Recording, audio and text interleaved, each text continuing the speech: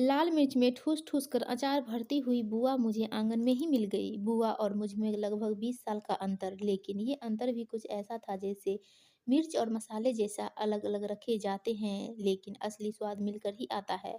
कोई काम होगा तभी आई हो, क्यों बिना काम नहीं आ सकती? बुआ की गोद में मैं लुढ़क गई। कितना चमक रही हो, बुढ़िया कब होगी बुआ? इसका एक ही जवाब आता, तेरी सास के बाद। लेकिन आज कोई मसाला कम रह गया था शायद। हाय बुआ, इतनी धूप में पूरी बाह का वाला धूप है तभी तो, नहीं तो पूरी धूप चमड़ी में उतर आती है। बुआ और उनकी चमड़ी ऐसी गोरी चिट्ठी की देख लो तो मैली हो जाए। सच, फूफा की किस्मत ऐसी वैसी नहीं थी। रूप गुण का ऐसा मेल कम ही मिलता है, चाहे जो करा लो बुआ से। शादी ब्याह में गीत गाने बैठती तो दो चार ईर्ष्या गद्द में औरतों को दुश्मनी में बांध आती। घर की बूढ़ियों को तब भी चैन न पड़ता। ए मंजू, डांस दिखा दे। तो वो डांस भी ऐसा कि उसके बाद कोई और औरत नाचने लायक न रह जाए। सिलाई कढ़ाई बुनाई सब में एक्सपर्ट।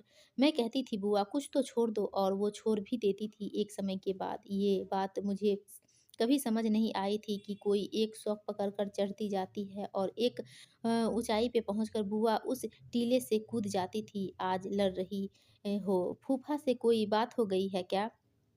अ, उतरा चेहरा ऐसा खिला जैसे फूल पानी में पानी के गिलास में डाल दिया हो। फूफा से क्या बात होगी, जानती नहीं हो क्या फूफा को? बुआ कुछ सोचकर मुस्कुरा दी। बुआ फूफा के प्यार से खानदान भर की ही नहीं, दो चार गांव की औरतों भी जलती होगी। बुआ जब मायके आकर मुंह से साड़ी दबाकर फूफा के किस्से सुनाने लगती थी तो वह सब लड़कियों की नींद उड़ जाती थी, लेकिन घर की औरतें एक एक करके हम तो चले सोने कहकर कट लेती और कमरे में जाकर शायद रात भर जागती होगी। तब फिर उदास काहे लग रही हो इतनी? सालों बाद रीना से मिले हम परसों। बुआ ने लंबी सांस खींची।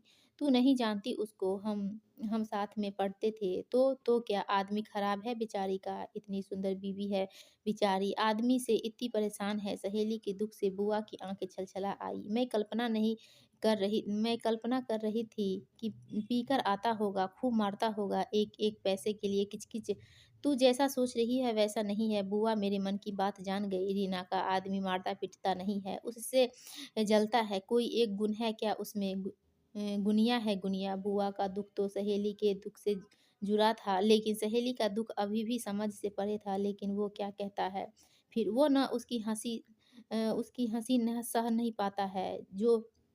वो जिस काम में खुश हो जाए वो काम उसे छुड़वा देता है। जैसे एक बार सिलाई सीखने लगी तो आंगन भर में लड़कियां जुट आई। बस चिढ़ गया, बंद हो गई क्लास है। फिर वो सूटर बनाने के देने लगी। ऐसा साफ काम, ऐसा लगा और बॉर्डर की बस वो भी छूट गया। बुआ ने उस अनगिनत रंग बिरंगे स्वेटर के बीच से जैसे मुझे खींच निकाला। चिल्लाता होगा कि बंद कर दो ये सब काम। नहीं, मेरी कल्पना को बुआ एक भी पंख नहीं दे रही थी। मैं रीना के आदमी का खाँचा खींच सकूँ। बुआ कहीं दूर ताकती रही। तू समझेगी नहीं शायद। मारपीट चिल्लाना तो अलग तकलीफ है, कुछ और भी होता है उससे ज़्यादा। रीना का आदमी ना उससे बात करना बंद कर देता है। 4 दिन, 8 दिन, 1 महीना, फिर थक हार कर रीना वो काम बंद कर देती है। लेकिन उसको दिक्कत काहे की है? 4 पैसे जुटा भी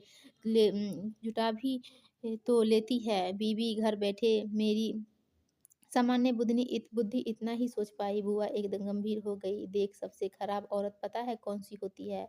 अकल वाली औरत। वो जो सब अकर लेती है, सब जान जाती है, आग की तरह होती है। दूर से तो सबको अच्छी लगती है। उसका आदमी उसी आग में जलता रहता है जीवन भर। रिश्तों की एक नई परिभाषा आज बुआ ने मुझे पकड़ा दी थी। मैं बुआ की समझ के आगे बहुत हैरान बौना महसूस कर रही थी। फिर रीना ने एक दिन अपनी नस काट ली। बुआ एकदम से सिसक उठी। फिर थोड़ी देर रोती रही। खूब खून बहा, लेकिन बच गई। पता है लाडो, पहली बार उसने मुझे से यह बताया। उम्र भर तो वो मुखौटा लगाए रही, किसी को नहीं बताया ऐसे आदमी के बारे में। परसों मिली तो बोली, आज मेरा ये सच सुन ले, क्या पता किस दिन चली जाऊंगी। मैं खुद भी रोने लगी थी। इतनी तकलीफ से जूझती रही रीना, वो भी चुपचाप। कितनी तकलीफ होती होगी ना बुआ उसको। ये सब सहना भी पड़ता है, मुखौटा भी लगाए रहना पड़ता है। बुआ का चेहरा बिल्कुल सफ़ेद पड़ गया था। ब्लाउज की बाँह को और नीचे खिसकाते हुए बोली, हाँ लाडो, तकलीफ़ तो बहुत होती होगी दोस्तों। क्या बुआ अपनी कहानी तो नहीं सुना रही थी? आपको भी यही लगा है तो कमेंट करके बताएँ।